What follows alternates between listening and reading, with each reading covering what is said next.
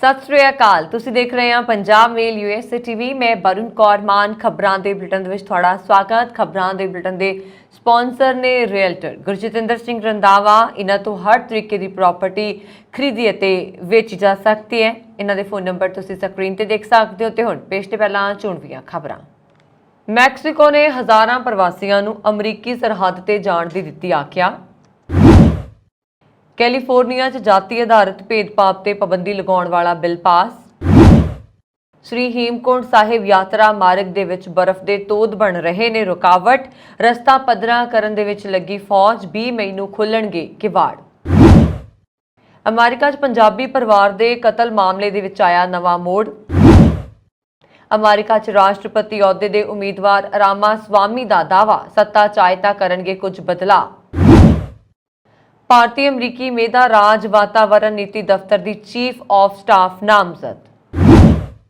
ते हुण इन्हां खबरां दा विस्तार। अमेरिका कनेडा सने देश विदेश दीआं होर बहुत सारियां खबरां।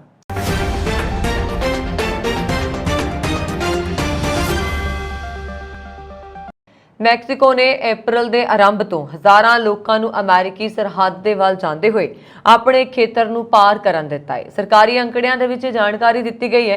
एक यूएस इमीग्रेशन उपाधि म्याद पुगण तो पहला इस विच एक वड्डा वाधा होया है, जिसने ज़्यादातर प्रवासियों नूं अमेरिका विच शरण दा दावा करन दे विच समर्थ होण तो रोक दिता है। अमेरिका तो टाइटल 42 की समा सीमा खत्म होण दे नाल प्रवासियों च उम्मीद की नवी किरण जागी है। मैक्सीकन प्रवासी बेहतर जिंदगी की भाल दे विच अमेरिका च प्रवास करन दे लई बेताब ने।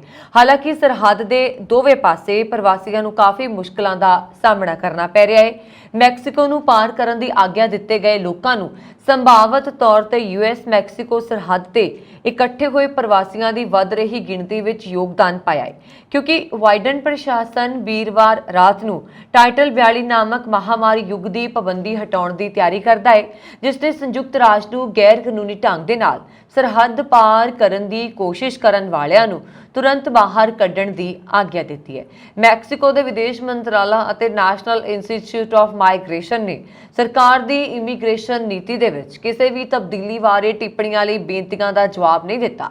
मैक्सीको के नैशनल इंस्टीट्यूट ऑफ माइग्रेशन के द्वारा जारी अंकड़ियां के अनुसार 2 अप्रैल तो 3 मई तक ग्वाटेमाला के नाल लगदी सरहद नाल लगदे चियापास राज विच प्रवासियों नूं लगभग 30,000 मानवतावादी वीजे जारी किए गए सी, जो कि पहले 3 महीनों में मासिक औसत के नालों 3 गुणा वध ने। पर पिछले महीने में वीजा संख्या में तेजी के नाल वाधा होया है। 2022 दे विच मैक्सीकन अधिकारियों ने 4,44,000 तो वध प्रवासियों को हिरासत में लिया, जो कि सब तो उच्चा है। मैक्सी वालों जारी किए गए वीजा प्रवासियों को देश के अंदर यात्रा करन, बस टिकटां अते हवाई किराया खरीदण अते संयुक्त राष्ट्र की सरहद तक जाण दी आग्या दिंदा है। मैक्सीकन सरकार ने लंबे समय तो प्रवासियों को अजिहे हज़ारां दस्तावेज जारी किए ने, खासकर हैती अते वेनेजुएला वर्गे देशों तो आने वाले मनुखतावादी संकट का सामना कर रहे हैं। राष्ट्रपति जो बाइडन के प्रशासन ने टाइटल 42 नूं बदलण दे लई सख्त नवे नियम बनाए ने, जिसका मतलब यह स्पष्ट है कि सरहद पार करन दी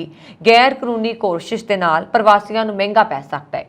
बाइडन प्रशासन दीआं नवीआं नीतियां गैर कानूनी इमीग्रेशन ते शिकंजा कसदियां ने। अजिहे प्रवासियों को अमेरिका च दाखिल होने के लिए अपलाई करना होएगा। इस तो बाद पिछोकड़ की जांच की जाएगी। बाइडन का मनना है कि कुछ समय के लिए सरहद ते हफड़ा दफड़ी वाली स्थिति रहेगी। अमेरिका च कैलीफोर्निया स्टेट सैनेट ने जाति आधारित भेदभाव ते पाबंदी लगाउण दे लई वीरवार नूं एक बिल पास किया। इस बिल नूं एक दे मुकाबले 34 वोटां दे नाल पास किया गया। इस दे नाल कैलीफोर्निया अमेरिका का पहला सूबा बन जाएगा जो अपने भेदभाव रोकू बिलों दे विच जाति की श्रेणी भी जोड़ेगा। इस बिल नूं पेश करन वाले लोगों ने दस्सिया कि सूबे की प्रतिनिधि सभा विच अजिहा ही एक बिल पेश किया जा रहा है, जिस तो बाद इसनूं कानून का रूप देण दे लई गवर्नर दे कोल दस्तखत दे लई भेजा जाएगा। कैलीफोर्निया दी सैनेटर आयाशा वहाब दे वल्लों पेश किए बिल SB 403 एक मौजूदा कानून दे विच जाति नूं सुरੱਖਿਅਤ श्रेणी के रूप दे विच जोड़दा है। ਸ੍ਰੀ ਹੇਮਕੁੰਟ ਸਾਹਿਬ ਤੇ ਲੋਕਪਾਲ ਲక్ష్మణ ਮੰਦਿਰ ਦੇ ਕਿਵਾੜ ਖੁੱਲਣ 'ਚ ਹੁਣ ਕੇਵਲ 7 ਦਿਨ ਬਾਕੀ ਨੇ, ਪਰ ਸ੍ਰੀ ਹੇਮਕੁੰਟ ਸਾਹਿਬ ਦੇ ਵਿੱਚ ਹੁਣ ਵੀ 8 ਫੁੱਟ ਤੋਂ ਜ਼ਿਆਦਾ ਬਰਫ਼ ਜੰਮੀ ਹੋਈ ਹੈ। ਹਾਲਾਂਕਿ ਫੌਜ ਦੇ ਜਵਾਨਾਂ ਤੇ ਸੇਵਾਦਾਰਾਂ ਦੇ ਵੱਲੋਂ ਗੁਰਦੁਆਰਾ ਸਾਹਿਬ ਦੇ ਆਲੇ ਦੁਆਲੇ ਬਰਫ਼ ਹਟਾ ਕੇ ਰਾਹ ਪੱਧਰਾ ਕੀਤਾ ਗਿਆ ਹੈ, ਪਰ ਇਸ ਦਰਮਿਆਨ ਜੇਕਰ ਬਰਫ਼ਬਾਰੀ ਹੋਈ ਤਾਂ ਮੁਸੀਬਤ ਵੱਧ ਸਕਦੀ ਹੈ। ਇਸ ਤੋਂ ਇਲਾਵਾ ਅਟਲਾ ਕੋਟੀ 'ਚ 8 ਫੁੱਟ ਉੱਚਾ ਬਰਫ਼ ਦਾ ਤੋਦਾ ਵੀ ਰਾਹ 'ਚ ਰੁਕਾਵਟ ਬਣ ਰਿਹਾ ਹੈ, ਜਿਸ ਨੂੰ 2 ਦਿਨਾਂ ਦੇ ਵਿੱਚ ਕੱਟਣ ਦਾ ਟੀਚਾ ਮਿੱਥਿਆ ਗਿਆ ਹੈ। ਉਧਰ ਮੁੱਖ ਸਕੱਤਰ ਨੇ ਜ਼ਿਲ੍ਹਾ ਪ੍ਰਸ਼ਾਸਨ ਦੇ ਯਾਤਰਾ ਦੀਆਂ ਤਿਆਰੀਆਂ ਸੰਬੰਧੀ ਫੀਡਬੈਕ ਲਈ ਹੈ। ਇਸ ਤੋਂ ਇਲਾਵਾ ਯਾਤਰਾ ਦਾ ਸੰਚਾਲਨ ਕਰਨ ਵਾਲੇ ਗੁਰਦੁਆਰਾ ਹੇਮਕੁੰਟ ਸਾਹਿਬ ਮੈਨੇਜਮੈਂਟ ਟਰਸਟ ਨੇ ਵੀ ਪ੍ਰਸ਼ਾਸਨ ਨੂੰ ਯਾਤਰਾ ਤਿਆਰੀਆਂ ਸਮੇਂ ਤੇ ਪੂਰੀਆਂ ਕਰਨ ਦਾ ਭਰੋਸਾ ਦਿੱਤਾ ਹੈ। ਹੇਮਕੁੰਟ ਸਾਹਿਬ ਦੇ ਵਿੱਚ ਹੈਲੀ ਸੇਵਾ ਦੇਣ ਵਾਲੀ ਡੈਕਨ ਕੰਪਨੀ ਵੀ ਤਿਆਰੀਆਂ 'ਚ ਲੱਗੀ ਹੈ। ਅਮਰੀਕਾ ਦੇ ਸਨਸਨੀਖੇਜ਼ ਕਤਲकांड ਦੇ ਵਿੱਚ ਨਾਮਜ਼ਦ ਗੁਰਪ੍ਰੀਤ ਸਿੰਘ ਨੇ ਆਪਣੇ ਬਚਾਅ ਦੇ ਲਈ ਨਵੇਂ ਵਕੀਲਾਂ ਦੀ ਟੀਮ ਚੁਣੀ ਹੈ, ਜੋ 2024 ਦੇ ਵਿੱਚ ਮੁਕੱਦਮੇ ਦੀ ਨਵੇਂ ਸਿਰੋਂ ਤੋਂ ਹੋਣ ਵਾਲੀ ਸੁਣਵਾਈ ਦੇ ਵਿੱਚ ਉਸ ਨੂੰ ਬੇਗੁਨਾਹ ਸਾਬਤ ਕਰਨ ਦਾ ਯਤਨ ਕਰੇਗੀ। ਪਤਨੀ ਅਤੇ ਸੱਸ ਸਹੁਰੇ ਸਣੇ 4 ਜਾਣਿਆਂ ਦੀ ਗੋਲੀ ਮਾਰ ਕੇ ਹੱਤਿਆ ਦੇ ਦੋਸ਼ ਹੇਠ ਗ੍ਰਿਫਤਾਰ ਗੁਰਪ੍ਰੀਤ ਸਿੰਘ ਨੂੰ ਬੀਤੀ 9 ਮਈ ਨੂੰ ਅਦਾਲਤ ਵਿੱਚ ਪੇਸ਼ ਕੀਤਾ ਗਿਆ, ਜੋ ਇਸ ਵੇਲੇ ਬਟਲਰ ਕਾਉਂਟੀ ਦੀ ਜੇਲ੍ਹ ਵਿੱਚ ਬੰਦ ਹੈ। ਅਮਰੀਕਾ 'ਚ ਅਗਲੇ ਸਾਲ ਹੋਣ ਵਾਲੀਆਂ ਰਾਸ਼ਟਰਪਤੀ ਚੋਣਾਂ ਦੇ ਵਿੱਚ ਭਾਰਤੀ ਮੂਲ ਦੇ ਵਿਵੇਕ ਰਾਮਾਸਵਾਮੀ ਵੀ ਆਪਣੀ ਦਾਅਵੇਦਾਰੀ ਪੇਸ਼ ਕਰ ਰਹੇ ਨੇ। ਹੁਣ ਰਾਮਾਸਵਾਮੀ ਨੇ ਕਿਹਾ ਕਿ ਜੇਕਰ ਉਹ ਸੱਤਾ ਚਾਹੁੰਦੇ ਨੇ ਤਾਂ ਵੋਟ ਦੇਣ ਦੇ ਨਾਗਰਿਕਤਾ ਸੰਬੰਧੀ ਕਾਨੂੰਨ ਵਿੱਚ ਸੋਧ ਕੀਤੀ ਜਾਏਗੀ। ਇਸ ਸੋਧ ਦੇ ਤਹਿਤ ਵੋਟ ਦੇਣ ਦੀ ਉਮਰ 18 ਤੋਂ ਵਧਾ ਕੇ 25 ਸਾਲ ਕੀਤੀ ਜਾਏਗੀ। ਨਾਲ ਹੀ ਜੇਕਰ ਕੋਈ 18 ਸਾਲ ਦੀ ਉਮਰ 'ਚ ਵੋਟ ਦੇਣਾ ਚਾਹੇਗਾ ਤਾਂ ਉਸ ਦੇ ਲਈ 6 ਮਹੀਨੇ ਤੱਕ ਫੌਜ ਵਿੱਚ ਸੇਵਾਵਾਂ ਦੇਣਾ ਲਾਜ਼ਮੀ ਕਰ ਦਿੱਤਾ ਜਾਏਗਾ। ਵਿਵੇਕ ਰਾਮਾਸਵਾਮੀ ਰਿਪਬਲਿਕਨ ਪਾਰਟੀ ਦੀ ਤਰਫੋਂ ਰਾਸ਼ਟਰਪਤੀ ਅਹੁਦੇ ਦੀ ਉਮੀਦਵਾਰ ਤੇ ਦਾਅਵਾ ਪੇਸ਼ ਕਰ ਰਹੇ ਨੇ। ਰਾਮਾਸਵਾਮੀ ਨੇ ਵੀਰਵਾਰ ਨੂੰ ਘੋਸ਼ਣਾ ਕੀਤੀ ਕਿ ਉਹ ਵੋਟ ਕਾਨੂੰਨ ਦੇ ਨਾਗਰਿਕ ਫਰਜ਼ ਵਿੱਚ ਸੋਧ ਦਾ ਸਮਰਥਨ ਕਰਦੇ ਨੇ। ਇਸ ਸੋਧ ਤਹਿਤ ਅਮਰੀਕਾ 'ਚ ਵੋਟ ਪਾਉਣ ਦੀ ਉਮਰ 18 ਸਾਲ ਤੋਂ ਵਧਾ ਕੇ 25 ਸਾਲ ਕਰ ਦਿੱਤੀ ਜਾਏਗੀ। ਹਾਲਾਂਕਿ 18 ਸਾਲ ਤੋਂ ਵੱਧ ਉਮਰ ਦੇ ਨੌਜਵਾਨ ਵੀ ਵੋਟ ਪਾ ਸਕਣਗੇ, ਪਰ ਇਸ ਦੇ ਲਈ ਸ਼ਰਤਾਂ ਲਗਾਈਆਂ ਜਾਣਗੀਆਂ। ਸੋਧ ਦੇ ਤਹਿਤ 18 ਸਾਲ ਦੀ ਉਮਰ 'ਚ ਵੋਟ ਦੇਣ ਦੇ ਲਈ ਅਮਰੀਕੀ ਨਾਗਰਿਕਾਂ ਨੂੰ ਘੱਟੋ-ਘੱਟ 6 ਮਹੀਨਿਆਂ ਲਈ ਅਮਰੀਕੀ ਫੌਜ ਵਿੱਚ ਸੇਵਾ ਕਰਨੀ ਹੈ, ਜਾਂ ਫਿਰ first response service, police, fire ਆਦਿ ਦੇ ਵਿੱਚ ਸੇਵਾਵਾਂ 6 ਮਹੀਨਿਆਂ ਲਈ ਦੇਣੀਆਂ ਪੈਣਗੀਆਂ। ਜੇਕਰ ਕੋਈ ਵਿਅਕਤੀ ਇਹਨਾਂ ਸ਼ਰਤਾਂ ਨੂੰ ਪੂਰਾ ਨਹੀਂ ਕਰਨਾ ਚਾਹੁੰਦਾ ਹੈ ਤਾਂ ਉਹਨਾਂ ਨੂੰ ਇੱਕ ਨਾਗਰਿਕ ਸਿੱਖਿਆ ਦਾ ਟੈਸਟ ਦੇਣਾ ਪਏਗਾ, ਜਿਵੇਂ ਕਿ ਅਮਰੀਕੀ ਨਾਗਰਿਕਤਾ ਦੇ ਲਈ ਟੈਸਟ ਹੁੰਦਾ ਹੈ। ਜੇਕਰ ਕੋਈ ਵਿਅਕਤੀ ਇਹਨਾਂ ਵਿੱਚੋਂ ਕੋਈ ਵੀ ਸ਼ਰਤ ਪੂਰੀ ਨਹੀਂ ਕਰਦਾ ਤਾਂ ਉਸ ਨੂੰ ਵੋਟ ਪਾਉਣ ਦੇ ਲਈ 25 ਸਾਲ ਤੱਕ ਦੀ ਉਡੀਕ ਕਰਨੀ ਪੈਗੀ, ਜਦੋਂ ਤੱਕ ਉਸ ਦੀ 25 ਸਾਲ ਉਮਰ ਨਹੀਂ ਹੋ ਜਾਂਦੀ। ਅਮਰੀਕਾ ਵਿੱਚ ਕਾਨੂੰਨ ਵਿੱਚ ਸੋਧ ਦੇ ਲਈ ਸੰਸਦ ਦੇ ਦੋਵਾਂ ਸਦਨਾਂ 'ਚ 2/3 ਸਮਰਥਨ ਦੀ ਲੋੜ ਹੁੰਦੀ ਹੈ। ਨਾਲ ਹੀ ਰਾਜ ਵਿਧਾਨ ਸਭਾਵਾਂ ਦੇ ਵਿੱਚ 3/4 ਸਮਰਥਨ ਹੋਣਾ ਜ਼ਰੂਰੀ ਹੈ। ਵਿਵੇਕ ਰਾਮਾਸਵਾਮੀ ਇਸ ਸੋਧ ਦੇ ਹੱਕ ਵਿੱਚ ਦਲੀਲ ਦਿੰਦੇ ਨੇ ਕਿ ਮੌਜੂਦਾ ਸਮੇਂ ਵਿੱਚ ਸਾਡੀਆਂ ਫੌਜਾਂ 'ਚ 25% ਅਸਾਮੀਆਂ ਖਾਲੀ ਨੇ। ਉੱਥੇ ਨੌਜਵਾਨ ਪੀੜ੍ਹੀ ਦੇ ਸਿਰਫ 16% ਨੂੰ ਅਮਰੀਕਾ ਹੋਣ ਤੇ ਮਾਣ ਹੈ। ਔਰ ਰਾਮਾਸਵਾਮੀ ਨੇ ਕਿਹਾ ਕਿ ਸਾਡੀ ਆਉਣ ਵਾਲੀ ਪੀੜ੍ਹੀ 'ਚ ਰਾਸ਼ਟਰੀ ਸਵੈਮਾਨ ਦੀ ਭਾਵਨਾ ਦੀ ਘਾਟ ਗੰਭੀਰਤਾ ਚਿੰਤਾ ਦਾ ਵਿਸ਼ਾ ਹੈ। ਰਾਮਾਸਵਾਮੀ ਦੇ ਅਨੁਸਾਰ ਵੋਟਿੰਗ ਦਾ ਨਾਗਰਿਕ ਫਰਜ਼ ਨੌਜਵਾਨਾਂ 'ਚ ਜ਼ਿੰਮੇਵਾਰੀ ਦੀ ਭਾਵਨਾ ਪੈਦਾ ਕਰੇਗਾ ਅਤੇ ਉਹਨਾਂ ਨੂੰ ਵਧੇਰੇ ਪੜ੍ਹੇ ਲਿਖੇ ਨਾਗਰਿਕ ਬਣਾਏਗਾ। ਦੱਸ ਦਈਏ ਕਿ ਸਾਲ 1971 ਵਿੱਚ ਸੰਵਿਧਾਨ ਦੀ 26ਵੀਂ ਸੋਧ ਦੇ ਤਹਿਤ ਅਮਰੀਕਾ 'ਚ ਵੋਟਿੰਗ ਦੀ ਉਮਰ 18 ਸਾਲ ਕਰ ਦਿੱਤੀ ਗਈ ਸੀ, ਜਿਸ ਨੂੰ ਹੁਣ ਫਿਰ ਤੋਂ ਵਧਾ ਕੇ 25 ਸਾਲ ਕਰਨ ਦੀ ਮੰਗ ਕੀਤੀ ਜਾ ਰਹੀ ਹੈ। ਵਾਈਟ ਹਾਊਸ ਨੇ ਭਾਰਤੀ ਮੂਲ ਦੀ ਅਮਰੀਕੀ ਔਰਤ ਮੋਦਾ ਰਾਜ ਨੂੰ ਆਪਣੇ ਵਾਤਾਵਰਣ ਨੀਤੀ ਦਫ਼ਤਰ ਦੀ ਨਵੀਂ ਚੀਫ ਆਫ ਸਟਾਫ ਨਾਮਜ਼ਦ ਕੀਤਾ ਹੈ। ਇਸ ਤੋਂ ਪਹਿਲਾਂ ਉਹਨਾਂ ਨੇ ਰਾਸ਼ਟਰੀ ਸੁਰੱਖਿਆ ਕੌਂਸਲ 'ਚ ਕੰਮ ਕੀਤਾ, ਜਿੱਥੇ ਉਹ ਚੀਫ ਆਫ ਸਟਾਫ ਦੀ ਸਲਾਹਕਾਰ ਸੀ। ਉਹ chief of staff Operation Allies Welcome force White House task force ਵਜੋਂ ਵੀ ਤਾਇਨਾਤ ਰਹੀ, ਜਿਸ ਦਾ ਕੰਮ ਅਫਗਾਨਿਸਤਾਨ ਸ਼ਰਨਾਰਥੀਆਂ ਦਾ ਵਸੇਵਾ ਕਰਨਾ ਸੀ। ਮੇਦਾ ਰਾਜ 2020 ਵਿੱਚ ਬਾਈਡਨ ਦੀ ਚੋਣ ਮੁਹਿੰਮ ਦੇ ਦੌਰਾਨ ਪ੍ਰਸ਼ਾਸਨਿਕ ਗਤੀਵਿਧੀਆਂ 'ਚ ਸ਼ਾਮਲ ਹੋਈ ਸੀ। ਉਹਨਾਂ ਨੇ ਚੋਣ ਮੁਹਿੰਮ ਦੇ ਦੌਰਾਨ ਡਿਜੀਟਲ ਚੀਫ ਆਫ ਸਟਾਫ ਵਜੋਂ ਕੰਮ ਕੀਤਾ। ਐਲਨ ਮਸਕ ਨੇ ਸ਼ੁੱਕਰਵਾਰ ਨੂੰ ਸਪਸ਼ਟ ਕੀਤਾ ਕਿ ਯਾਕਾਰੀਨੋ ਟਵਿੱਟਰ ਦੀ ਨਵੀਂ CEO ਲੀਡਾ ਇਸ ਸਮੇਂ NBC ਯੂਨੀਵਰਸਲ ਵਿਖੇ ਗਲੋਬਲ ਐਡਵਰਟਾਈਜ਼ਿੰਗ ਅਤੇ ਪਾਰਟਨਰਸ਼ਿਪ ਦੀ ਚੇਅਰ ਹੈ। ਮਸਕ ਨੇ ਇੱਕ ਟਵੀਟ ਵਿੱਚ ਕਿਹਾ ਕਿ ਉਹਨਾਂ ਨੇ ਮੁੱਖ ਤੌਰ ਤੇ ਕਾਰੋਬਾਰੀ ਸੰਚਾਲਨ ਤੇ ਧਿਆਨ ਕੇਂਦਰਿਤ ਕਰਨਾ ਹੈ, ਜਦੋਂ ਕਿ ਉਹ ਉਤਪਾਦ ਡਿਜ਼ਾਈਨ ਅਤੇ ਨਵੀਂ ਟੈਕਨੋਲੋਜੀ ਤੇ ਵੀ ਧਿਆਨ ਦੇਣਗੇ। ਉਹਨਾਂ ਦਾ ਅਹੁਦਾ ਸੰਭਾਲਣ ਤੋਂ ਬਾਅਦ ਮਸਕ ਟਵਿੱਟਰ ਦੇ ਕਾਰਜਕਾਰੀ ਚੇਅਰਮੈਨ ਅਤੇ ਮੁੱਖ ਟੈਕਨੋਲੋਜੀ ਅਧਿਕਾਰੀ ਵਜੋਂ ਅਹੁਦਾ ਸੰਭਾਲਣਗੇ। ਇਸ ਸਮੇਂ ਲਗਭਗ 2000 ਕਰਮਚਾਰੀ ਉਹਨਾਂ ਦੀ ਨਿਗਰਾਨੀ ਹੇਠ ਕੰਮ ਕਰਦੇ ਨੇ। ਇਹ ਗਿਣਤੀ ਟਵਿੱਟਰ ਦੇ ਮੌਜੂਦਾ ਸਟਾਫ ਦੇ ਬਰਾਬਰ ਹੈ। ਉਹਨਾਂ ਦੇ ਪ੍ਰੋਫਾਈਲ ਦੇ ਅਨੁਸਾਰ NBC ਯੂਨੀਵਰਸਲ ਤੇ ਉਸ ਦੀ ਟੀਮ ਇਸ਼ਤਿਹਾਰਾਂ ਦੀ ਵਿਕਰੀ ਅਤੇ ਭਾਈਵਾਲੀ ਰਾਹੀਂ ਸਾਲਾਨਾ ਆਮਦ ਦੇ ਵਿੱਚ $100 ਬਿਲੀਅਨ ਤੋਂ ਵੱਧ ਦੀ ਕਮਾਈ ਕਰਦੀ ਹੈ। ਉਹਨਾਂ ਦੀ ਟੀਮ ਨੇ ਐਪਲ, ਸਨੈਪਚੈਟ, ਬਜ਼ਫੀਡ, ਟਵਿੱਟਰ ਅਤੇ YouTube ਵਰਗੇ ਦਿਗਜਾਂ ਦੇ ਨਾਲ ਸਾਂਝੇਦਾਰੀ ਕੀਤੀ ਹੈ। ਮਸਕ ਨੇ ਪਿਛਲੇ 44 ਬਿਲੀਅਨ ਡਾਲਰ ਦੇ ਵਿੱਚ ਟਵਿੱਟਰ ਨੂੰ ਹਾਸਲ ਕੀਤਾ ਸੀ। ਉਹਨਾਂ ਨੇ ਪੇਨ ਸਟੇਟ ਯੂਨੀਵਰਸਿਟੀ ਦੇ ਇੱਕ ਸਾਬਕਾ ਵਿਦਿਆਰਥੀ ਨੇ ਔਰ ਉਹਨਾਂ ਨੇ ਲਿਬਰਲ ਆਰਟਸ ਅਤੇ ਦੂਰਸੰਚਾਰ ਦੇ ਵਿੱਚ ਮਹਾਰਤ ਹਾਸਲ ਕੀਤੀ ਹੋਈ ਹੈ, ਜਿਵੇਂ ਕਿ ਵਾਲ ਸਟਰੀਟ ਜਰਨਲ ਰਿਪੋਰਟ ਕਰਦਾ ਹੈ। ਯਾਕਰਾਰੀਨੋ ਇਸ਼ਤਿਹਾਰਬਾਜ਼ੀ ਦੀ ਪ੍ਰਭਾਵਸ਼ੀਲਤਾ ਨੂੰ ਮਾਪਣ ਦੇ ਬਿਹਤਰ ਤਰੀਕੇ ਲੱਭਣ ਦਾ ਵਕੀਲ ਰਿਹਾ ਹੈ। ਪੀਲ ਰੀਜਨ ਦੀਆਂ ਸਿਟੀਜ਼ ਨੂੰ ਭਵਿੱਖ ਦੇ ਵਿੱਚ ਅਲੱਹਦਾ ਤੇ ਆਜ਼ਾਦ ਸਿਟੀਜ਼ ਦਾ ਦਰਜਾ ਦੇਣ ਦਾ ਫੈਸਲਾ ਜਲਦ ਲਿਆ ਜਾ ਸਕਦਾ ਹੈ। ਇਸ ਦਾ ਖੁਲਾਸਾ ਵੀਰਵਾਰ ਨੂੰ ਓਨਟਾਰੀਓ ਦੇ ਪ੍ਰੀਮੀਅਰ ਡਗ ਫੋਰਡ ਦੇ ਵੱਲੋਂ ਕੀਤਾ ਗਿਆ। ਪੀਲ ਰੀਜਨ ਦੇ ਵਿੱਚ ਮਿਸੀਸਾਗਾ, ਬ੍ਰੈਂਪਟਨ, ਕੇਲਡਨ ਆਉਂਦੇ ਨੇ ਤੇ ਰੀਜਨ ਪੈਰਾਮੈਡਿਕਸ ਹੈਲਥ ਪ੍ਰੋਗਰਾਮ ਤੇ ਰੀਸਾਈਕਲਿੰਗ ਵਰਗੀਆਂ ਸੇਵਾਵਾਂ ਮੁਹੱਈਆ ਕਰਵਾਉਣ ਦੇ ਲਈ ਜ਼ਿੰਮੇਵਾਰ ਹੈ। ਨਵੰਬਰ ਦੇ ਵਿੱਚ ਮਿਊਨਿਸਪਲ ਅਫੇਅਰਸ ਤੇ ਹਾਊਸਿੰਗ ਮੰਤਰੀ ਸਟੀਵ ਕਲਾਰਕ ਨੇ ਐਲਾਨ ਕੀਤਾ ਸੀ ਕਿ ਪੀਲ ਰੀਜਨ ਸਮੇਤ ਉਹ 6 ਰੀਜਨਲ ਸਰਕਾਰਾਂ ਦਾ ਮੁਲਾਂਕਣ ਕਰਨ ਦੇ ਲਈ ਫੈਸਿਲੀਟੇਟਰ ਨਿਯੁਕਤ ਕਰਨਗੇ। ਇਸ ਦੇ ਨਾਲ ਹੀ ਅਪਰ ਟਾਇਰ ਤੇ ਲੋਅਰ ਟਾਇਰ ਮਿਊਨਿਸਪੈਲਿਟੀਜ਼ ਦਰਮਿਆਨ ਭੂਮਿਕਾਵਾਂ ਦੀ ਵੰਡ ਦਾ ਵੀ ਧਿਆਨ ਰੱਖਿਆ ਜਾਏਗਾ। ਇਸ ਦੇ ਨਾਲ ਹੀ ਟੋਰਾਂਟੋ ਤੇ ਓਟਾਵਾ ਤੋਂ ਇਲਾਵਾ ਸਟਰੋਂਗ ਮੇਅਰ ਪਾਵਰਸ ਦੇ ਪਸਾਰ ਵੱਲ ਵੀ ਧਿਆਨ ਦਿੱਤਾ ਜਾਏਗਾ। ਵੀਰਵਾਰ ਨੂੰ ਬ੍ਰੈਂਪਟਨ ਦੇ ਵਿੱਚ ਫੋਰਡ ਨੇ ਇਹ ਐਲਾਨ ਕਰਦਿਆਂ ਕਿਹਾ ਕਿ ਪੀਲ ਬਾਰੇ ਅਜੇ ਫਾਈਨਲ ਫੈਸਲਾ ਨਹੀਂ ਕੀਤਾ ਗਿਆ, ਪਰ ਉਹਨਾਂ ਨੇ ਆਖਿਆ ਕਿ ਇਹ ਫੈਸਲਾ ਜਲਦੀ ਕਰ ਲਿਆ ਜਾਏਗਾ। ਉਹਨਾਂ ਨੇ ਇਹ ਵੀ ਸੰਕੇਤ ਦਿੱਤਾ ਹੈ ਕਿ ਮਿਸੀਸਾਗਾ ਤੇ ਬ੍ਰੈਂਪਟਨ ਵੱਡੀਆਂ ਸਿਟੀਜ਼ ਨੇ ਤੇ ਇਹ ਆਪਣੇ ਦਮ ਉੱਤੇ ਸਾਰੀਆਂ ਜ਼ਿੰਮੇਵਾਰੀਆਂ ਚੱਕ ਵੀ ਸਕਦੀਆਂ ਨੇ, ਨਿਭਾ ਵੀ ਸਕਦੀਆਂ ਨੇ। ਉਹਨਾਂ ਨੇ ਕਿਹਾ ਕਿ ਤੁਹਾਨੂੰ ਲਗਾਤਾਰ ਰੀਜਨ ਵੱਲ ਜਾਣ ਦੀ ਲੋੜ ਨਹੀਂ ਹੈ। ਫੋਰਡ ਨੇ ਮਿਸਾਲ ਦਿੰਦਿਆਂ ਆਖਿਆ ਕਿ ਇਸ ਸਮੇਂ ਮਿਸੀਸਾਗਾ ਇਹ ਦੱਸਦਾ ਹੈ ਕਿ ਕੇਲਡਨ ਵਿੱਚ ਕਿਸ ਚੀਜ਼ ਦਾ ਨਿਰਮਾਣ ਹੋ ਸਕਦਾ ਹੈ। ਹਾਲਾਂਕਿ ਇਹ ਦੋਵੇਂ ਸਿਟੀਜ਼ ਇੱਕ ਦੂਜੇ ਨਾਲੋਂ ਕਈ ਮੀਲ ਦੀ ਦੂਰੀ ਉੱਤੇ ਸਥਿਤ ਨੇ ਤੇ ਇਹ ਮਿਸੀਸਾਗਾ ਦੇ ਲਾਗੇ ਵੀ ਨਹੀਂ ਹਨ। ਇਸ ਦੌਰਾਨ ਬ੍ਰੈਂਪਟਨ ਦੇ ਮੇਅਰ ਪੈਟਰਿਕ ਬਰਾਊਨ ਨੇ ਫੋਰਡ ਦੇ ਨਾਲ ਪ੍ਰੈਸ ਕਾਨਫਰੰਸ ਨੂੰ ਸੰਬੋਧਨ ਕਰਦਿਆਂ ਕਿਹਾ ਕਿ ਡੁਪਲੀਕੇਸ਼ਨ ਹਟਾਉਣ ਦੀਆਂ ਇਹਨਾਂ ਕੋਸ਼ਿਸ਼ਾਂ ਦਾ ਉਹ ਸਵਾਗਤ ਕਰਦੇ ਨੇ, ਪਰ ਉਹਨਾਂ ਦਾ ਮੰਨਣਾ ਹੈ ਕਿ ਜੇ ਕੱਲ ਨੂੰ ਇਹ ਸਿਟੀਜ਼ ਵੱਖ ਹੁੰਦੀਆਂ ਨੇ ਤਾਂ ਕਈ ਮਾਮਲਿਆਂ ਦੇ ਵਿੱਚ ਮਿਸੀਸਾਗਾ ਬ੍ਰੈਂਪਟਨ ਦਾ ਦੇਣਦਾਰ ਕਿਉਂ ਕਿ ਮਿਸੀਸਾਗਾ ਦੇ ਇਨਫਰਾਸਟ੍ਰਕਚਰ ਦੇ ਲਈ ਸਾਡੇ ਰੈਜ਼ੀਡੈਂਟਸ ਦੇ ਵੱਲੋਂ ਕਈ ਤਰ੍ਹਾਂ ਦੇ ਫੰਡ ਦਿੱਤੇ ਗਏ ਨੇ।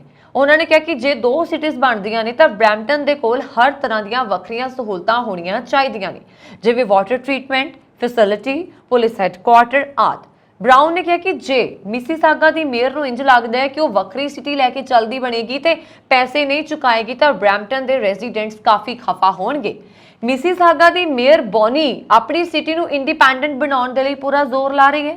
ਉਹਨਾਂ ਦਾ ਕਹਿਣਾ ਹੈ ਕਿ ਇਸ ਦੇ ਨਾਲ ਮਿਸੀਸਾਗਾ ਨੂੰ 10 ਸਾਲਾਂ ਦੇ ਅਰਸੇ ਦੇ ਵਿੱਚ $1 ਬਿਲੀਅਨ ਦੀ ਬਚਤ ਕਰਨ ਦਾ ਮੌਕਾ ਮਿਲੇਗਾ ਤੇ ਹੋਰ ਸਹੀ ਢੰਗ ਦੇ ਨਾਲ ਕੰਮਕਾਜ ਚਲਾ ਸਕਣਗੇ।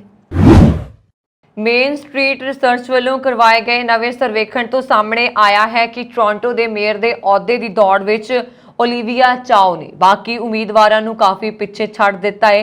ਤੈਅਸ਼ੁਦਾ ਵੋਟਰਾਂ ਉੱਤੇ ਕਰਵਾਏ ਗਏ ਇਸ ਸਰਵੇਖਣ ਤੋਂ ਸਾਹਮਣੇ ਆਇਆ ਕਿ 20% ਸਮਰਥਕ ਚਾਓ ਦੇ ਹੱਕ ਵਿੱਚ ਭੁਗਤਣ ਦੇ ਲਈ ਤਿਆਰ ਨੇ।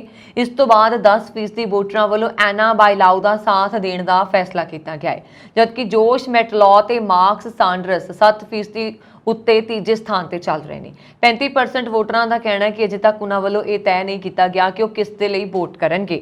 ਇਹ ਡਾਟਾ ਇਸ ਹਫ਼ਤੇ ਦੇ ਸ਼ੁਰੂ ਦੇ ਵਿੱਚ ਕਰਵਾਏ ਗਏ ਇੱਕ ਹੋਰ ਸਰਵੇਖਣ ਤੋਂ ਥੋੜਾ ਬਾਅਦ ਹਾਸਲ ਹੋਇਆ ਹੈ ਤੇ ਉਸ ਸਮੇਂ ਚਾਓ ਨੂੰ 18% ਸਮਰਥਨ ਹਾਸਲ ਹੋ ਰਿਹਾ ਸੀ ਤੇ ਮੈਟਲॉ ਤੇ ਸਾਂਡਰਸ 11% ਉੱਤੇ ਚੱਲ ਰਹੇ ਸਨ। ਇਸ ਤੋਂ ਪਹਿਲਾਂ ਲਾਈਜ਼ਨ ਸਟ੍ਰੈਟੇਜੀਜ਼ ਵੱਲੋਂ ਕਰਵਾਏ ਗਏ ਸਰਵੇਖਣ ਤੋਂ ਸਾਹਮਣੇ ਆਇਆ ਕਿ 32% ਵੋਟਰ ਅਜੇ ਫੈਸਲਾ ਨਹੀਂ ਕਰ ਪਾਏ ਕਿ ਉਹਨਾਂ ਨੇ ਕਿਸ ਦਾ ਸਾਥ ਦੇਣਾ ਹੈ।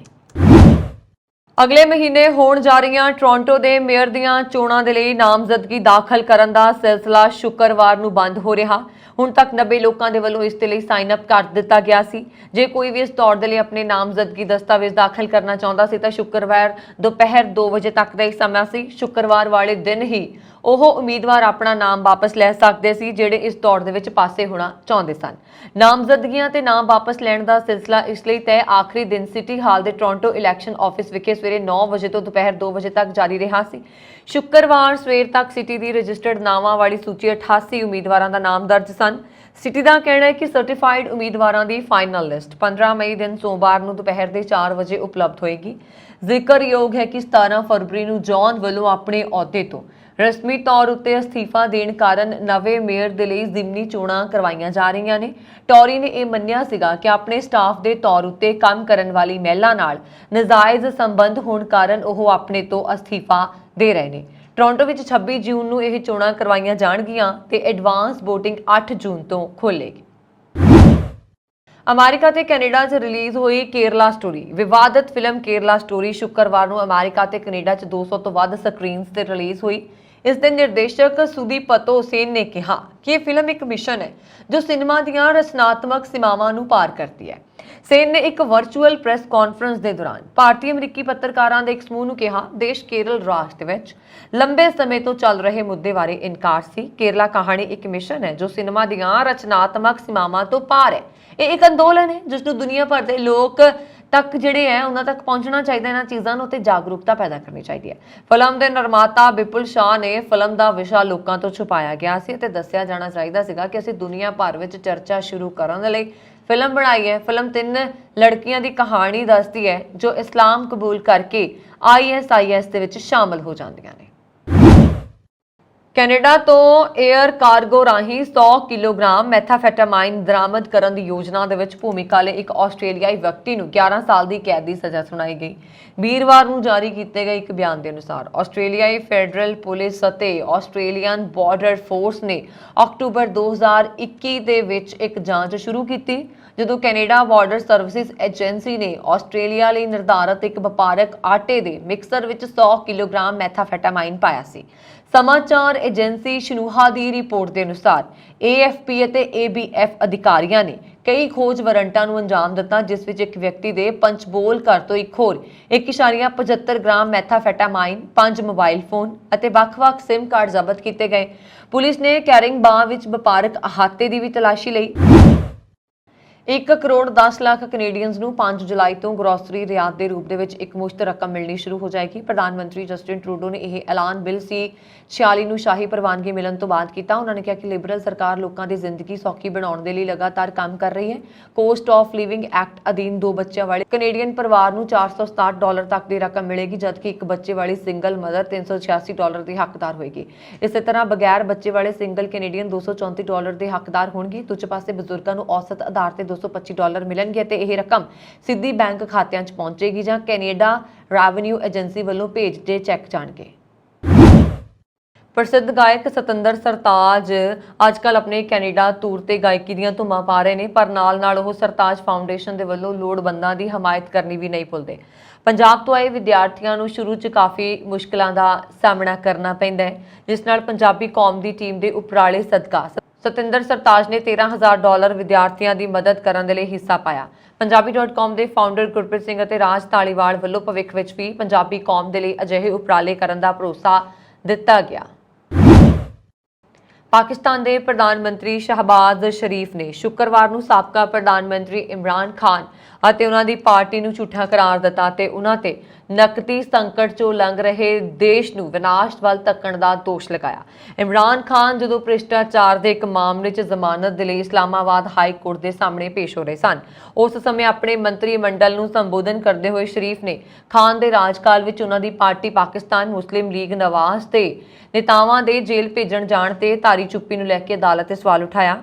ਉਹਨਾਂ ਨੇ ਸਵਾਲ ਕੀਤਾ ਕਿ ਉਹਨਾਂ ਨੇ ਨੋਟਿਸ ਲਿਆ ਸੀ ਜਦੋਂ ਸਾਨੂੰ ਜੇਲ੍ਹ ਭੇਜਿਆ ਜਾ ਰਿਹਾ ਸੀ। ਪਾਕਿਸਤਾਨ ਦੇ ਪ੍ਰਧਾਨ ਮੰਤਰੀ ਨੇ ਪਾਕਿਸਤਾਨ ਤਹਿਰੀਕ-ਏ-ਇਨਸਾਫ ਪਾਰਟੀ ਮੁਖੀ ਖਾਨ ਦੇ ਉਸ ਦਾਅਵੇ ਨੂੰ ਝੂਠਾ ਕਰਾਰ ਦਿੱਤਾ, ਜਿਸ ਦੇ ਮੁਤਾਬਕ ਅਮਰੀਕਾ ਸਮਰਥਿਤ ਸਾਜ਼ਿਸ਼ ਤਹਿਤ ਉਹਨਾਂ ਨੂੰ ਸੱਤਾ ਤੋਂ ਬੇਦਖਲ ਕੀਤਾ ਗਿਆ ਸੀ। PMLN ਪ੍ਰਧਾਨ ਸ਼ਰੀਫ ਨੇ ਕਿਹਾ ਕਿ PTI ਪ੍ਰਧਾਨ ਖਾਨ ਅਤੇ ਉਹਨਾਂ ਦੀ ਪਾਰਟੀ ਝੂਠੀ ਹੈ ਅਤੇ ਪਾਕਿਸਤਾਨ ਨੂੰ ਵਿਨਾਸ਼ ਵੱਲ ਧੱਕ ਰਹੀ ਹੈ। ਉਹਨਾਂ ਨੇ ਜ਼ੋਰ ਦੇ ਕੇ ਕਿਹਾ ਕਿ ਇੱਕ ਤੋਂ ਜ਼ਿਆਦਾ ਰਾਸ਼ਟਰੀ ਸੁਰੱਖਿਆ ਕਮੇਟੀਆਂ ਨੇ ਖਾਨ ਦੇ ਦੋਸ਼ਾਂ ਨੂੰ ਝੂਠਾ ਕਰਾਰ ਦਿੱਤਾ ਹੈ। ਸ਼ਰੀਫ ਨੇ ਦੇਸ਼ ਦੇ ਖਰਾਬ ਆਰਥਿਕ ਹਾਲਾਤ ਵੱਲ ਵੀ ਇਸ਼ਾਰਾ ਕੀਤਾ। ਜ਼ਿਕਰਯੋਗ ਹੈ ਕਿ ਪ੍ਰਧਾਨ ਮੰਤਰੀ ਦੀ ਇਹ ਟਿੱਪਣੀ ਮੰਗਲਵਾਰ ਨੂੰ ਭ੍ਰਿਸ਼ਟਾਚਾਰ ਦੇ ਮਾਮਲੇ 'ਚ ਇਸਲਾਮਾਬਾਦ ਹਾਈ ਕੋਰਟ 'ਚ ਪੇਸ਼ ਹੋਏ ਖਾਨ ਦੀ ਗ੍ਰਿਫਤਾਰੀ ਮਗਰੋਂ ਪੂਰੇ ਦੇਸ਼ ਵਿੱਚ ਹੋਏ ਹਿੰਸਕ ਪ੍ਰਦਰਸ਼ਨਾਂ ਦੇ ਪਿਛੋਕੜ 'ਚ ਆਈ ਹੈ। ਸ਼ਰੀਫ ਨੇ ਹਿੰਸਕ ਪ੍ਰਦਰਸ਼ਨਾਂ ਤੇ ਨਾਰਾਜ਼ਗੀ ਜ਼ਾਹਿਰ ਕਰਦੇ ਹੋਏ ਕਿਹਾ ਕਿ ਦਹਾਕਿਆਂ ਪਹਿਲਾਂ ਢਾਕਾ ਵਿੱਚ ਹਾਰ ਦੇ ਬਾਅਦ ਦੇਸ਼ ਵਿੱਚ ਅਜਿਹੇ ਦ੍ਰਿਸ਼ ਦੇਖਣ ਨੂੰ ਨਹੀਂ ਮਿਲੇ ਸੀ। ਉਹਨਾਂ ਨੇ ਯਾਦ ਕੀਤਾ ਕਿ ਸਾਬਕਾ ਪ੍ਰਧਾਨ ਮੰਤਰੀ ਬੇਨਜ਼ੀਰ ਭੁੱਟੋ ਦੀ ਹੱਤਿਆ ਤੋਂ ਬਾਅਦ ਵੀ ਪ੍ਰਦਰਸ਼ਨ ਹੋਏ ਸਨ, ਪਰ ਕੋਈ ਵੀ ਫੌਜੀ ਅਦਾਰਿਆਂ ਵੱਲ ਨਹੀਂ ਵਧਿਆ ਸੀ। ਕੈਨੇਡਾ ਦੇ ਬ੍ਰਿਟਿਸ਼ ਕੋਲੰਬੀਆ ਸੂਬੇ ਦੀ ਅਟਾਰਨੀ ਜਨਰਲ ਨਿੱਕੀ ਸ਼ਰਮਾ ਨੇ ਵੈਨਕੂਵਰ ਦੇ ਉੱਗੇ ਪੰਜਾਬੀ ਵਕੀਲ ਡੌਨ ਸਹੋਤਾ ਨੂੰ ਕਿੰਗ ਕੌਂਸਲ ਦੀ ਉਪਾਧੀ ਦੇ ਕੇ ਨਿਵਾਜਿਆ। ਕਿੰਗ ਕੌਂਸਲ ਦਾ ਖਿਤਾਬ ਵਕੀਲ ਵੱਲੋਂ ਭਾਈਚਾਰਿਆਂ ਲਈ ਕੀਤੀਆਂ ਸ਼ਾਨਦਾਰ ਸੇਵਾਵਾਂ ਬਦਲੇ ਦਿੱਤਾ ਜਾਂਦਾ ਹੈ ਤੇ ਉਹਨਾਂ ਦਾ ਬ੍ਰਿਟਿਸ਼ ਕੋਲੰਬੀਆ ਬਾਰ ਕੌਂਸਲ ਦਾ 5 ਸਾਲ ਤੋਂ ਮੈਂਬਰ ਹੋਣਾ ਜ਼ਰੂਰੀ ਹੈ।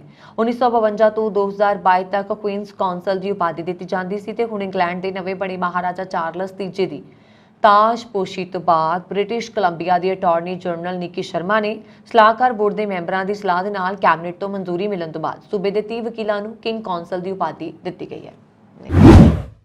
ਕੈਲਗਰੀ ਦੇ ਵਿਖੇ ਭਾਰਤੀ ਮੂਲ ਦੀ ਔਰਤ ਤੋਂ $35,000 ਲੁੱਟਣ ਦਾ ਮਾਮਲਾ ਸਾਹਮਣੇ ਆਇਆ ਸੀ। ਪਿਛਲੇ ਦਿਨੀ ਗਲੋਬਲ ਨਿਊਜ਼ ਦੀ ਰਿਪੋਰਟ ਦੇ ਮੁਤਾਬਕ ਇੱਕ ਸ਼ਖਸ ਨੇ ਇੰਦੂਪਾਲ ਦਾ ਧਿਆਨ ਵੰਡਾਉਂਦਿਆਂ ਉਹਨਾਂ ਦੇ ਕ੍ਰੈਡਿਟ ਕਾਰਡਸ ਰਾਹੀਂ ਇਹ ਲੁੱਟ ਕੀਤੀ। ਰਿਪੋਰਟ ਦੇ ਮੁਤਾਬਕ ਇਹ ਸ਼ਖਸ ਇੰਦੂਪਾਲ ਦੀ ਗੱਡੀ ਕੋਲ ਆਇਆ ਅਤੇ ਟਾਇਰ ਪੈਂਚਰ ਹੋਣ ਦਾ ਇਸ਼ਾਰਾ ਕੀਤਾ। ਜਦੋਂ ਇੰਦੂਪਾਲ ਬਾਹਰ ਨਿਕਲੀ ਤਾਂ ਟਾਇਰ ਠੀਕ ਸੀ। ਫਿਰ ਉਹਨਾਂ ਨੇ ਕਿਹਾ ਕਿ ਦੂਜੇ ਪਾਸੇ ਵਾਲਾ ਟਾਇਰ ਠੀਕ ਨਹੀਂ ਹੈ। ਇਹ ਦੇਖਣ ਲਈ ਇੰਦੂ ਗੱਡੀ ਦੇ ਦੂਜੇ ਪਾਸੇ ਗਈ ਤਾਂ ਕੋਈ ਸਮੱਸਿਆ ਨਜ਼ਰ ਨਾ ਆਈ, ਪਰ ਇੱਥੋਂ ਹੀ ਅਸਲ ਸਮੱਸਿਆ ਸ਼ੁਰੂ ਹੋ ਗਈ। ਭਾਰਤੀ ਕੰਪਨੀਆਂ ਨੇ ਕੈਨੇਡਾ ਦੇ ਵਿੱਚ 6.6 ਅਰਬ ਕੈਨੇਡੀਆਈ ਡਾਲਰ ਦਾ ਨਿਵੇਸ਼ ਕੀਤਾ ਹੈ, ਜਿਸ ਨਾਲ ਰੋਜ਼ਗਾਰ ਦੇ ਹਜ਼ਾਰਾਂ ਮੌਕੇ ਪੈਦਾ ਹੋਏ ਨੇ। ਭਾਰਤੀ ਉਦਯੋਗ ਸੰਘ ਦੀ ਟੋਰਾਂਟੋ ਵਿੱਚ ਜਾਰੀ ਇੱਕ ਰਿਪੋਰਟ 'ਚ ਇਹ ਜਾਣਕਾਰੀ ਦਿੱਤੀ ਗਈ ਹੈ। ਰਿਪੋਰਟ ਦੇ ਵਿੱਚ ਕਿਹਾ ਗਿਆ ਹੈ ਕਿ ਭਾਰਤੀ ਕੰਪਨੀਆਂ ਕੈਨੇਡਾ ਵਿੱਚ ਭਵਿੱਖ ਦੇ ਲਈ ਅਤੇ ਨਿਵੇਸ਼ ਦੇ ਲਈ ਤਿਆਰ ਨੇ। CIII ਦੀ ਭਾਰਤ ਤੋਂ ਕੈਨੇਡਾ ਆਰਥਿਕ ਪ੍ਰਭਾਵ ਅਤੇ ਸੰਪਰਕ ਸਿਰਲੇਖ ਵਾਲੀ ਇਹ ਰਿਪੋਰਟ ਕੇਂਦਰੀ ਵਪਾਰ ਅਤੇ ਉਦਯੋਗ ਮੰਤਰੀ ਪੀਯੂਸ਼ ਗੋਇਲ ਨੇ ਆਪਣੀ ਟੋਰਾਂਟੋ ਯਾਤਰਾ ਦੌਰਾਨ ਜਾਰੀ ਕੀਤੀ ਹੈ। ਹਵਾਬਾਜ਼ੀ regulatory Directorate General of Civil Aviation ਨੇ ਦੁਬਈ ਦਿੱਲੀ ਫਲਾਈਟ ਮਾਮਲੇ ਦੇ ਵਿੱਚ ਸੁਰੱਖਿਆ 'ਚ ਅਣਗਹਿਲੀ ਦੇ ਲਈ ਏਅਰ ਇੰਡੀਆ ਨੂੰ 30 ਲੱਖ ਰੁਪਏ ਦਾ ਜੁਰਮਾਨਾ ਲਗਾਇਆ। ਦੱਸ ਦਈਏ ਕਿ 27 ਫਰਵਰੀ ਨੂੰ ਦਿੱਲੀ ਦੁਬਈ ਦੀ ਫਲਾਈਟ AI 915 ਦੇ ਪਾਇਲਟ ਨੇ ਨਿਯਮਾਂ ਦੀ ਉਲੰਘਣਾ ਕੀਤੀ ਤੇ ਆਪਣੀ ਗਰਲਫ੍ਰੈਂਡ ਨੂੰ ਕਾਕਪਿਟ ਵਿੱਚ ਜਾਣ ਦਿੱਤਾ। ਹੁਣ DGCA ਨੇ ਇਸ ਮਾਮਲੇ 'ਚ ਕਾਰਵਾਈ ਕੀਤੀ ਹੈ। DGCA ਦੇ ਬਿਆਨ ਦੇ ਮੁਤਾਬਕ ਇੱਕ ਸੰਵੇਦਨਸ਼ੀਲ ਮੁੱਦਾ ਹੈ। ਪਾਇਲਟ ਦਾ ਲਾਇਸੈਂਸ 에ਅਰਕ੍ਰਾਫਟ ਰੂਲਸ 1937 ਦੇ ਤਹਿਤ ਉਸ ਨੂੰ ਸੌਂਪੀਆਂ ਗਈਆਂ ਸ਼ਕਤੀਆਂ ਦੀ ਦੁਰਵਰਤੋਂ ਕਰਨ ਅਤੇ DGCA ਨਿਯਮਾਂ ਦੀ ਉਲੰਘਣਾ ਕਰਨ ਦੇ ਦੋਸ਼ੀ ਪਾਏ ਜਾਣ ਕਾਰਨ 3 ਮਹੀਨਿਆਂ ਦੀ ਮਿਆਦ ਦੇ ਲਈ ਮੁਅੱਤਲ ਕਰ ਦਿੱਤਾ ਗਿਆ ਹੈ। DGCA ਨੇ ਪਾਇਲਟ ਨੂੰ ਉਲੰਘਣਾ ਨਾ ਰੋਕਣ ਦੇ ਲਈ ਚੇਤਾਵਨੀ ਵੀ ਦਿੱਤੀ ਹੈ। DGCA ਨੇ ਦੱਸਿਆ ਕਿ 에ਅਰ ਇੰਡੀਆ ਦੇ CEO ਨੂੰ ਇਸ ਸੰਬੰਧੀ ਫਲਾਈਟ ਦੇ ਚਾਲਕ ਦਲ ਦੇ ਇੱਕ ਮੈਂਬਰ ਤੋਂ ਸ਼ਿਕਾਇਤ ਮਿਲੀ। ਉਲੰਘਣਾ ਸੁਰੱਖਿਆ ਸੰਵੇਦਨਸ਼ੀਲ ਹੋਣ ਦੇ ਬਾਵਜੂਦ 에ਅਰਲਾਈਨ ਨੇ ਤੁਰੰਤ ਸੁਧਾਰਾਤਮਕ ਕਾਰਵਾਈ ਨਹੀਂ ਕੀਤੀ। DGCA ਨੇ 에ਅਰ ਇੰਡੀਆ ਨੂੰ ਇੱਕ ਤੈਅ ਸਮੇਂ ਦੇ ਲਈ ਡਿਊਟੀ ਤੇ ਮੌਜੂਦ ਸਟਾਫ ਯਾਤਰੀ ਵਿਰੁੱਧ ਪ੍ਰਸ਼ਾਸਨਿਕ ਕਾਰਵਾਈ ਕਰਨ ਦਾ ਵੀ ਨਿਰਦੇਸ਼ ਦਿੱਤਾ ਹੈ। ਇਸ ਸਾਲ ਜਨਵਰੀ ਦੇ ਵਿੱਚ ਵੀ 에ਅਰ ਇੰਡੀਆ ਤੇ 30 ਲੱਖ ਰੁਪਏ ਦਾ ਜੁਰਮਾਨਾ ਲਗਾਇਆ ਗਿਆ ਸੀ। ਇਹ ਮਾਮਲਾ ਔਰਤ ਦੇ ਨਾਲ ਬਦਸਲੂਕੀ ਦਾ ਸੀ। ਦਰਅਸਲ ਨਿਊਯਾਰਕ ਤੋਂ ਨਵੀਂ ਦਿੱਲੀ ਆ ਰਹੀ 에ਅਰ ਇੰਡੀਆ ਦੀ ਫਲਾਈਟ ਦੇ ਵਿੱਚ ਇੱਕ ਸਵਾਰ ਵਿਅਕਤੀ ਨੇ ਬਜ਼ੁਰਗ ਔਰਤ ਦੇ ਨਾਲ ਦੁਰਵਿਵਹਾਰ ਕੀਤਾ ਸੀ। ਔਰਤ ਨੇ ਇਸ ਦੀ ਸ਼ਿਕਾਇਤ ਜਹਾਜ਼ ਵਿੱਚ ਸਵਾਰ ਕਰੂ ਮੈਂਬਰਾਂ ਨੂੰ ਕੀਤੀ ਸੀ, ਪਰ ਕੋਈ ਕਾਰਵਾਈ ਨਹੀਂ ਹੋਈ ਸੀ। DGCA ਨੇ ਇਸ ਦੇ ਲਈ ਜੁਰਮਾਨਾ ਲਗਾਇਆ ਸੀ। ਇਹ ਸਨ ਹੁਣ ਤੱਕ ਦੀਆਂ ਖਬਰਾਂ। ਮੈਨੂੰ ਵਰੁਣ ਕੌਰ ਮਾਨ ਨੂੰ ਦਿਓ ਆਗਿਆ ਤੇ ਹੋਰ ਖਬਰਾਂ ਦੇ ਲਈ ਸਾਡਾ YouTube ਚੈਨਲ ਪੰਜਾਬ ਮੇਲ USA TV ਜ਼ਰੂਰ ਸਬਸਕ੍ਰਾਈਬ ਕਰੋ ਜੀ। ਸ਼ੁਕਰੀਆ। ਸਤਿ ਸ਼੍ਰੀ ਅਕਾਲ।